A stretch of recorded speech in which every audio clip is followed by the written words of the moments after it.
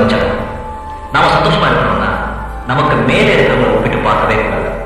நமக்கு கீழே இருக்கிறவங்களை ஒப்பிட்டு பார்க்கணும். எல்லாத்துக்கும் மனசுதான் பார்க்கலாம். அமுதோ இதெல்லாம் பேச ஆரம்பிச்சா முடியவே இல்லை. புரிஞ்சவங்களுக்கு சொல்ல வேண்டிய அவசியம் இல்லை, புரியாதவங்களுக்கு சொல்லி பயிற்சியில் போயிடும். காலப்போடைய அனுபவம் ஏற்பட அவங்களுக்கே ஒரு கதை சொல்ல புரிமை கேட்குங்க. சொல்லு. ஒரு மோகினி ஒரு பேரை குழந்தை ஒரு பேரை சாராயத்தோட போயிட்டு இருந்தாங்க. அப்ப அவளுக்கு எதிராக இந்த மாதிரி ஒரு ஆள் வந்தான். அந்த மோகினி அவன்கிட்ட, நீ இந்த குழந்தைய கொலை செய்யணும், இல்ல என்ன கற்பழிக்கணும், அவையில இருந்து நான் முழு சாராய மாட்ட ஒரேடியா சாப்பிடணும், இந்த மூணு ஒண்ணு பண்ணலன்னா நான் உனக்கு தீர்த்து கட்டிடுவேன் சொன்னான்.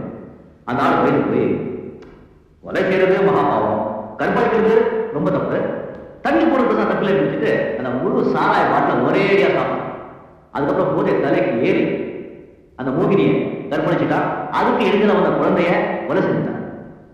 அப்போ எல்லா தீமைகளுக்கும் குடிதான் காரணம். இந்த குடி நல்லவங்களை குற்றவாளியா, குடியை கெடுக்கும். நீ இந்த குடியை விட்டேன்னா கரையை